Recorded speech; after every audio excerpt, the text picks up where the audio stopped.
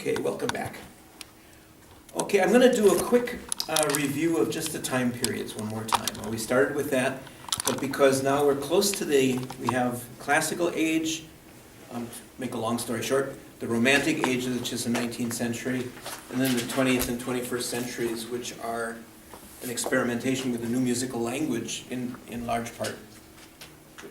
And but just to put things in context, now that we're at the classical age, that kind of hangs together with what has gone before and is in contrast to what will come afterwards. So it's helpful to see all this in context.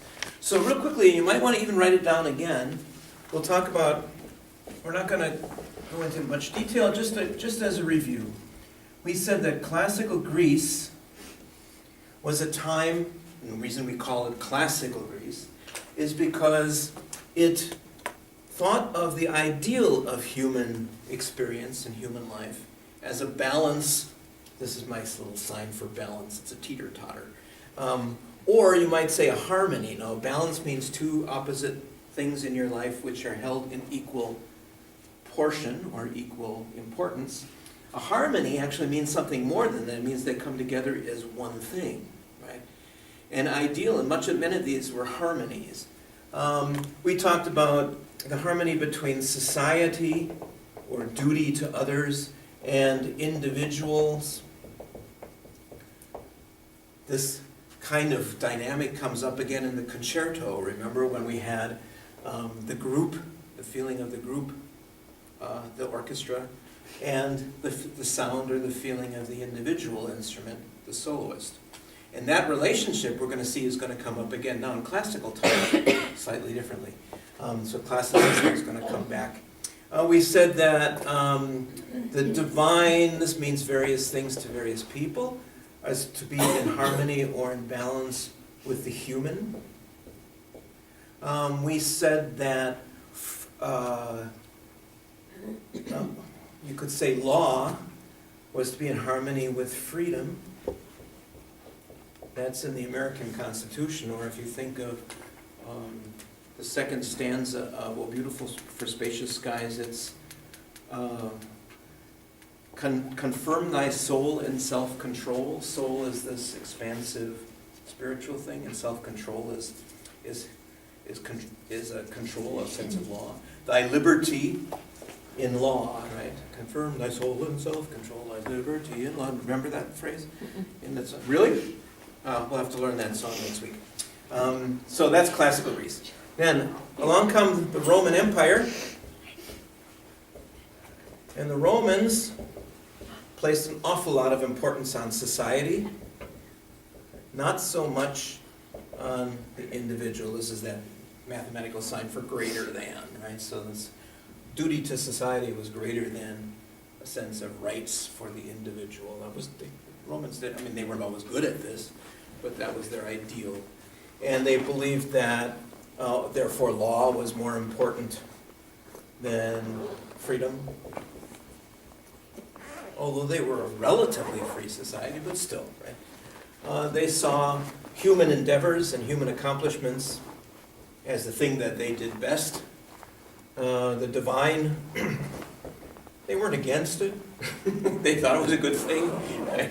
They copied the Greek sense of the gods, but they really weren't a very philosophical or theological thinking society, all things considered. After the Roman Empire, we're talking about 500, 400 BC for the Greeks.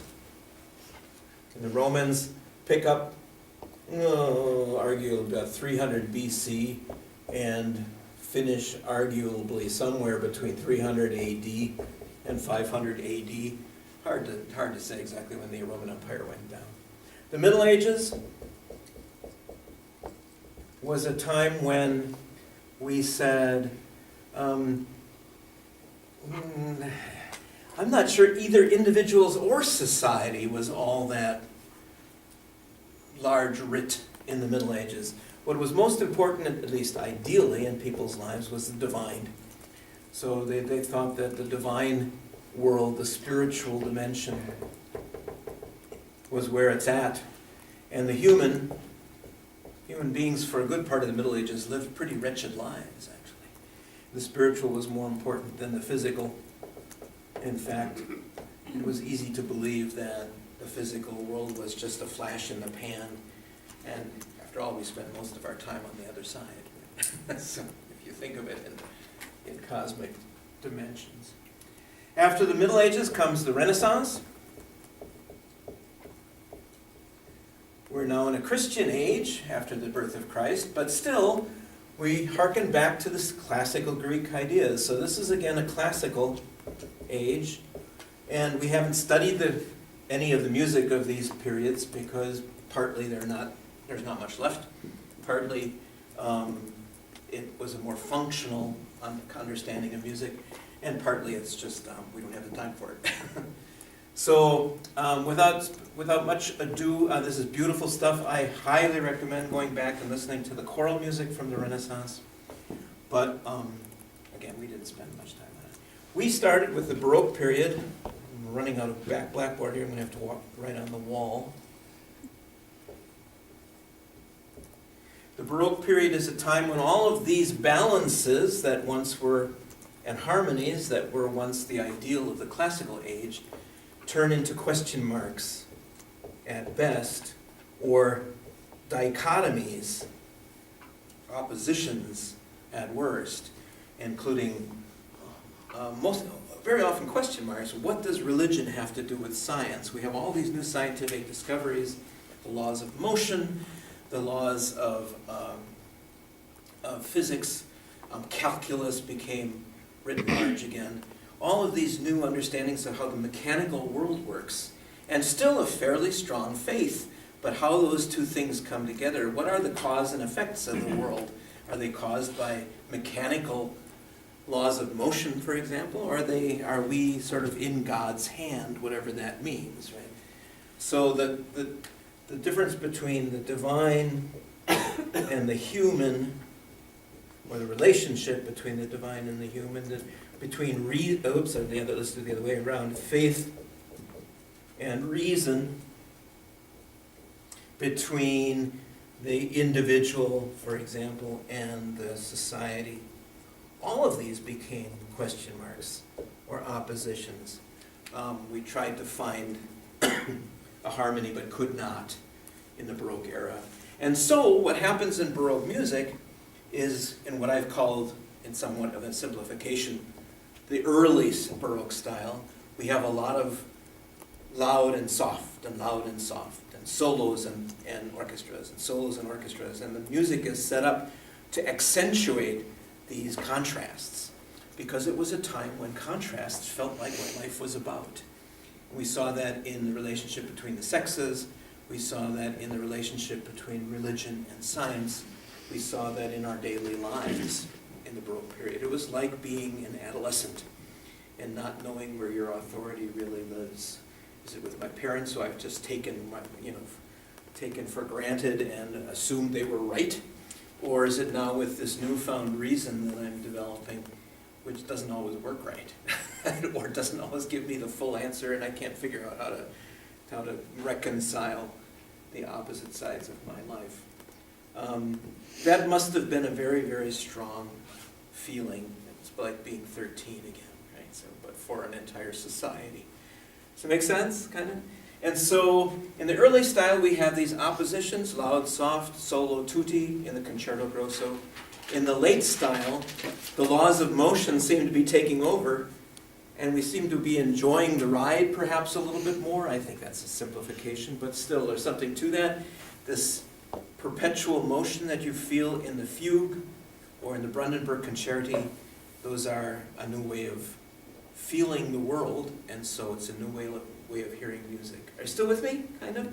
That's kind of a, I don't know, freeze-dried 2,000 years here that we got. So from the Baroque period, we go, again, some slight simplification, into a new classical age. Now, I'm going to point out real quickly that we want to hang on to a couple of important names. Obviously, I'm not going to give you an extensive list of composers from each period. There were many in each, of course. But for our purposes in this class, it would be really good to remember that Handel and Bach were probably the most important composers of the Baroque age. For the classical age, and there were, again, many, the most important were Mozart. I'm going to do this backwards, apparently. Haydn was older. He was there first, and Mozart. And both of those men lived in Vienna, capital of the Austrian-Hungarian Empire. Great place to be in their time. It was a happening city. If you wanted to pick a city to be in 1760, 70, 80, Vienna was one of the places you wanted to be. We'll talk about that a little bit more. I'm going to leave their lives a little bit to you. We did that a little last week. It's one of the questions on the discussion board, but for our purposes here in this class and for you guys at home, it's important to maybe look these guys up and find out something about them. They're very interesting characters. And so a little background reading on Mozart and Haydn can be really fun. Haydn, I took both of these guys for granted when I was in college. I didn't think their music was all that exciting until I realized the incredible elegance that you can feel in some of these styles.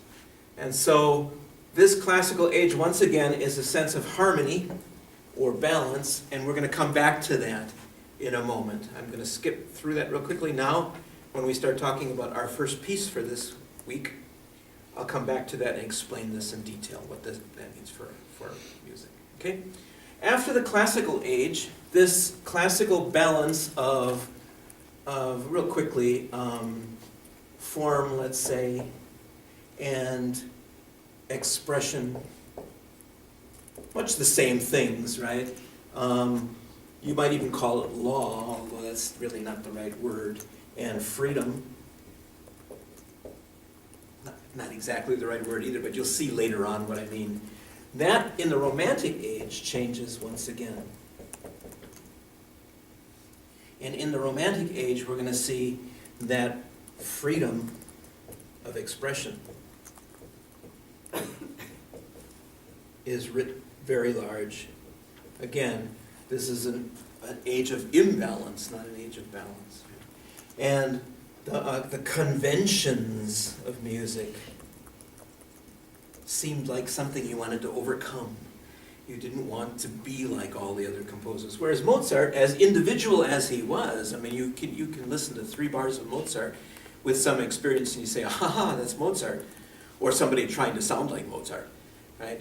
A very individual sound, and yet almost everything he does is also conventional. That's the genius of it.